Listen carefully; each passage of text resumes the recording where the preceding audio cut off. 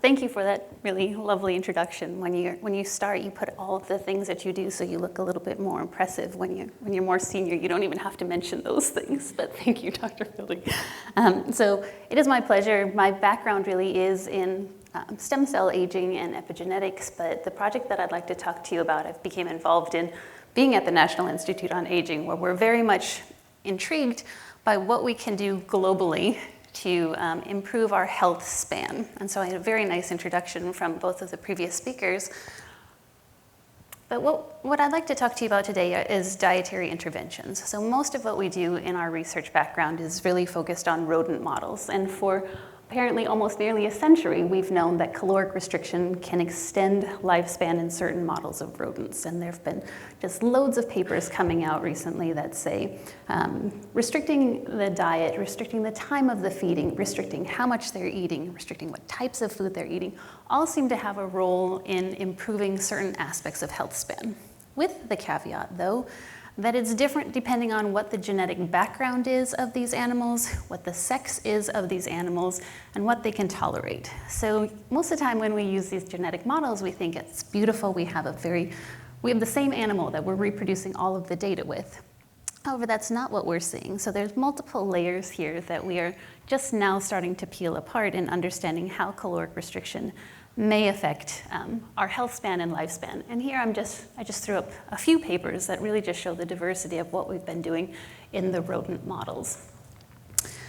But here's the big question, these anti-aging questions, how do they then translate to humans? How do they then translate to us, to higher organisms? And the biggest question is, how do you have humans really adhere to these very strict caloric restrictive diets? So caloric restriction, how we do it with the mice that we study, is we give them a single pellet of food a day that we weigh out. That's approximately like 30 to 40% of what the ad libitum animals eat. So these mice wake up, it's when they go to sleep, but technically they get one tiny little pellet of food, they eat it, and then that's all they have for the rest of the day, while their animals next to them are happily chowing away at their food all day long, as it's much easier to control.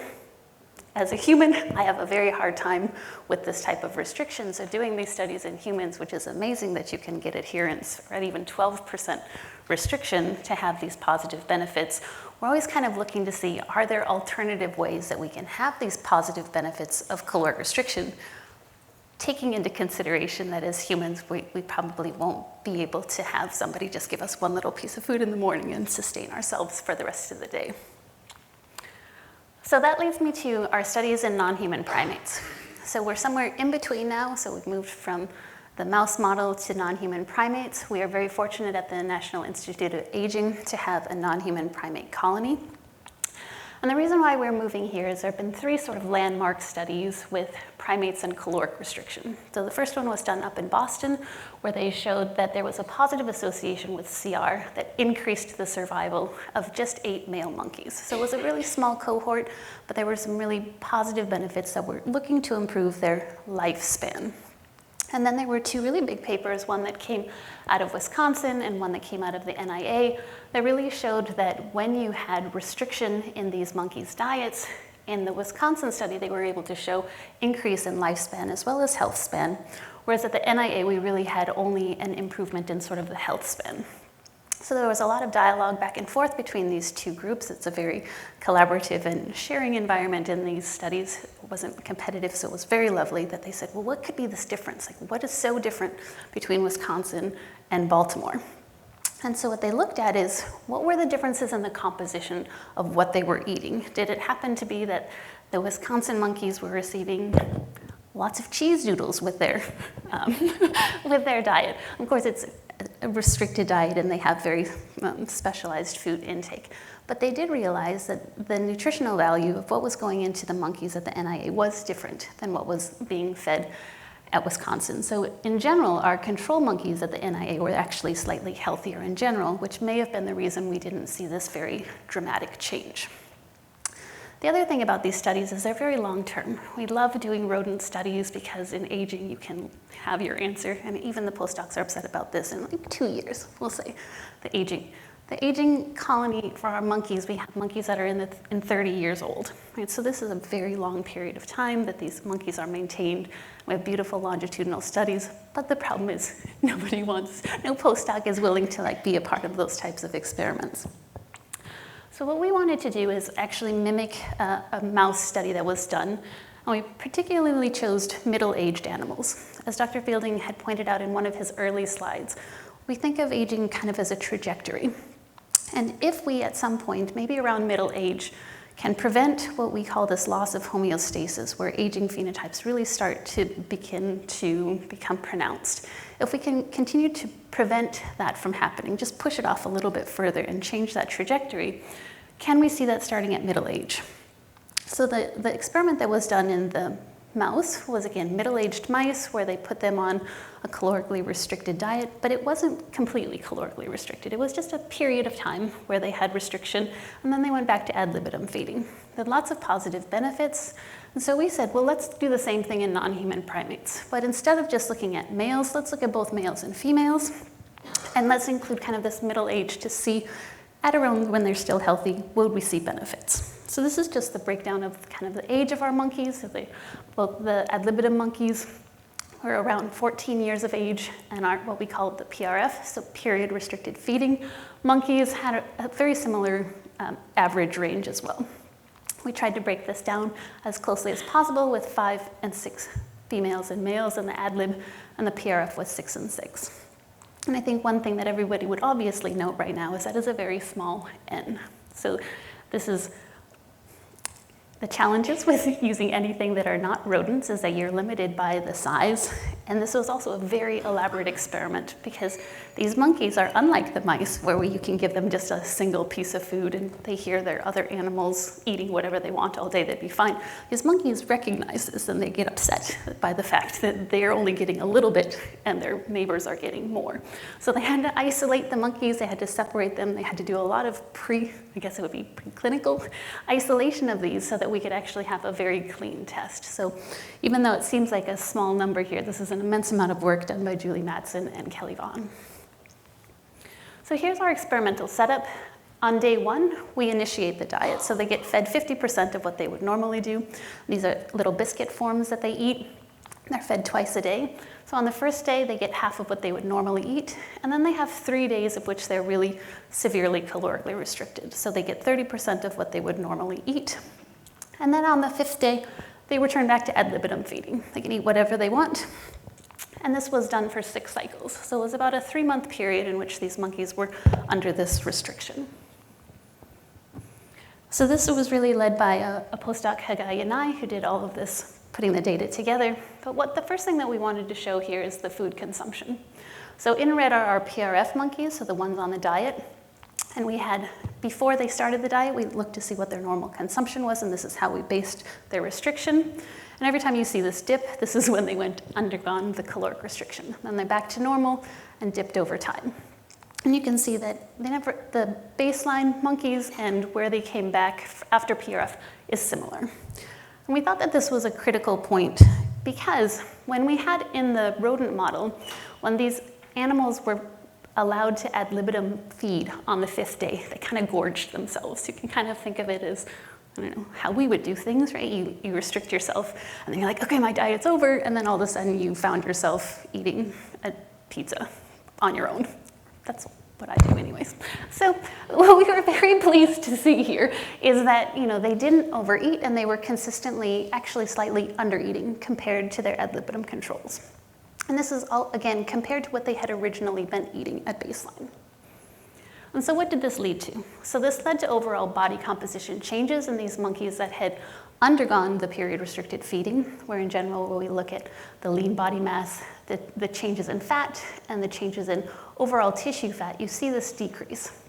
So the reason why we show this, there is a decrease in lean body mass, but overall what we saw was this large decrease in fat mass. So globally, these monkeys were losing body weight, but they didn't have declines in their function, they didn't have a decline in their mobility. So this loss of lean body mass we don't think had any negative consequences, but we did see these positive effects of having this loss of the overall fat content. So one of the challenges to why we think this how we were trying to show this diet is different than just overall caloric restriction was ultimately these monkeys under this period restricted cycling were undergoing CR, right? Overall, they ate less than their ad libitum companions, and you can see this by their total food consumed. However, when we did this regression looking at their total body weight loss compared to their caloric restriction, we actually don't see strong correlation. So what this meant to us was it wasn't simply just this reduction in calories, it was how they were intaking this diet, when they were eating, giving their bodies this chance to sort of undergo restriction and then return to normal. So not just overall reduction in calories, the timing of when they were eating was important here. So this is what I think is our really, so if this is the only thing you take away from this talk, I hope this is the one. So what we found when we ended this study, which was around when COVID kind of hit. So sadly, we have almost 2 years of follow-up data here. You can see that these monkeys now went back to eating whatever they wanted, whenever they wanted. These PRF monkeys maintained this reduction in body weight over almost a 2-year period. They went back to eating whatever they wanted, which was very similar to what was in the control monkeys, but they maintained this lower body mass. And we're associating this with healthy aging because it's still this loss of body fat. Here's where it gets even more interesting. When we looked at the sex difference here, you can see that the females here on the left, after the diet, they kind of went almost back to where the control monkeys were. They didn't stay down here, they immediately kind of gained weight and then sustained that weight. Whereas the male monkeys, they gained a little bit of weight, but they really were almost consistent with the weight they left at the end of this PRF study, whereas the controls really gained significant amounts of weight over time. So we were very intrigued by this sex dimorphic response that was happening kind of post-study. So we were, as biologists, we were wondering, okay, what are these changes that are driving this? So it's not just the restriction in calories, what is leading to this long-term maintained body weight change? And some of the information that we got here is from the blood serum metabolome. We wanted to see what are the changes that occur peak diet, which is what we call day 4 of the diet. So they've been on the diet for the 4 days. And then we also look at day 14, which is sort of their resetting. And this is analysis done by Dr. Aoun. And what we can see here is just in the metabolic changes at baseline, which is kind of the gray, they're all sort of similar in the PCA components. But in the peak diet of our PRF, you can see there's a shift in the metabolome. So the signature of what's going on metabolically is changing at day 4. So even with a short period of restriction, you have this major change. And this is at cycle 3 and at cycle 6. So it's something that seems to be consistent with the diet. It's going through the same trajectory change. When we look to see what kind of changes that were occurring, we see that there are large changes in this shift from carbohydrate to lipid metabolism. Again, this sort of makes sense. They're restricted, they're changing from carbohydrate to lipid changes. We see this in both the males and the females, this consistent increase in the cycle 3, day 4, as well as the cycle 6. We looked at the overlap between what are these major changes that are consistently being upregulated. Perhaps not surprisingly, a lot of them have to do with fatty acid metabolism. When we looked at the end of the experiment, so cycle 6, they've undergone the refeeding after their last periodic restricted feeding.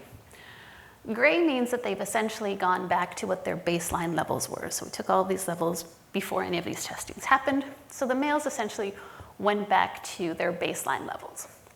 The females, on the other hand, almost overcompensated for this. So what you can see here is we had this increase in lipid metabolism that occurred during the peak cycles. Well, the females said, oh, wait, and overcompensated and said, okay, no, let's stop using the lipids, let's save these now at the end of this diet. And we believe that this may be contributing to why the females have this alternate response post-diet, where the males have sort of maintained this level of body weight, but the females almost immediately recover from that. So this is the metabolome, but as mentioned yesterday, there were some questions about, what about the microbiome? How might this be interacting with these overall changes in metabolome?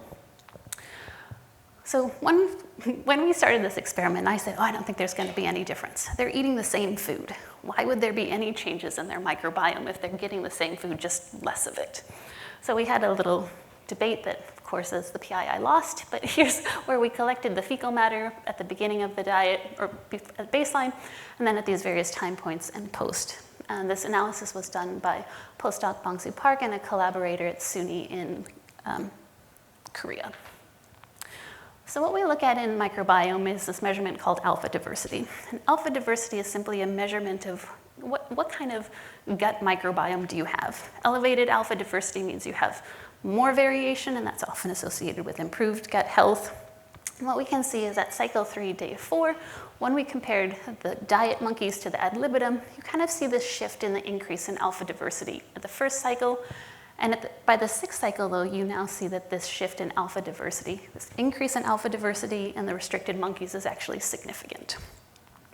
We also, just to check, did these analyses compared to their baseline levels, because it's possible that there are changes going on. And essentially what we see is this increase in alpha diversity is really only occurring in these restricted monkeys. So they're still getting the same food, but their microbiome is now changing. So what is changing in their microbiome? So again, we were limited by the small number of samples that we had, but we did still see these changes that were occurring in the various phylum that we saw. So in this first cycle, mid-cycle, cycle 3, day 4, we see this decrease in firmicutes and increase in Verroca microbiota. Sorry, I have a hard time with that. And then similarly, we see the same things at cycle 6, day 4.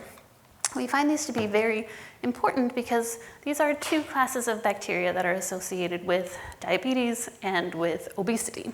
And nicely in the PRF, they go in the opposite directions in which they are associated with diabetes. So these go down when they go up, associated with diabetes, and the Verroca microbiota are the ones that go up and are typically associated with going down in bad things. Also, within this class, there is one age-associated bacteria that was also a positive age marker that was also increased in this PRF, again, suggesting that it's good for aging, so it's preventing aging effects. Sorry, that was a little unclear. What we wanted to show here is in this transient, but we think they're cumulative alterations in the microbiome. So if we look at baseline, again, kind of this dark gray level, we see that at cycle 3, day 2, so early on where they're first restricted, they shift just a little bit away. And then at cycle 3, day 4, and cycle 6, day 4, they have the same sort of trajectory change. And then cycle 3 and cycle 6, day 8, they also have a similar trajectory change. So they sort of move together. And then when we look at the response, so it's the same direction and the same changes, but the amount of the change is increased. So we believe it's cumulative and there's some sort of memory of this change that occurs. So here at cycle 3, day 2, you have a little bit of a change. In cycle 3, day 4, it's a slightly more robust peak diet. When you compare that to cycle 6, day 4, there's an even stronger increase in this response. Oh, this is telling me I better finish quickly. Sorry. I can't make that go away. Thank you. So as a blood lab, this was really how we got involved with this project, is we wanted to say, okay, microbiome is usually associated with changes in blood, changes in aging and healthy aging. We can often see these parameters associated in blood parameters. What did we see? Well, when we did principal component analysis, we really see this clustering of the PRF that's not really that different than the ad libitum. But one thing that we did notice is that they did seem to cluster a little bit more together at the end of this experiment. So what we actually see is that these blood parameters really remained more stable throughout this PRF challenge compared to the ad libitum parameters. So these are just, I think, almost 30 different parameters that we measured in the blood, looking at the composition of these cell types. So it was almost that this diet kind of maintained a more steady level of the blood system, which perhaps could be a good thing. We were hoping for improvement, but maintenance might be an okay alternative. What we did see, though, is that there were also a couple changes in parameters in the blood that are just not as well established. As a blood group, we really spent a lot of effort trying to find something here, but really it was very small changes that occurred in the blood associated with the PRF. So going back again to tying all of this together between the gut, the metabolism, and are there any sort of things that we might tie together with why we have this longevity of the benefits? We used this program called PyCrust, which essentially said, what are the changes in the microbiome and how might that also contribute to metabolism changes? And quite nicely, we see that the changes that are occurring in the gut also contribute to these various lipid-related pathways and anaerobic pathways. So this really was this nice overlap in general, that this diet was leading to consistent use of lipid metabolism, both in the gut and in general. We did finally see this consistent, or this long-term effect in the males, where we had within the microbiome changes that were sort of, we believe, perhaps relevant to the maintenance of this phenotype. And in the females, anything that we saw in the PRF monkeys, we also saw in the ad libitum monkeys. So we really didn't think that the microbiome was really contributing to the bouncing back. Let me say, so in the males, again, they maintained all these benefits from PRF, and in the females, they didn't. So we really do believe that some of these changes that are happening in the microbiome may be leading to some of this memory of the diet.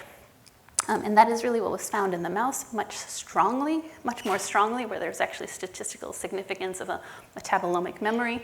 And here we just see very small indicators that there may be some sort of metabolic memory that's contributing to this. So ultimately, in summary, what I wanted to show you here is that you don't have to be able to maintain caloric restriction long-term. Sort of these short pulses for a pretty short period of time. If you consider how long these monkeys live, it was just a 3-month intervention that only happened, every 6 times where they had to restrict, led to sort of these long-term benefits in males. However, we have to consider that all of these treatments are not going to be the same between different sexes. The beautiful thing about these non-human primates is that they're very heterogeneous, much like humans.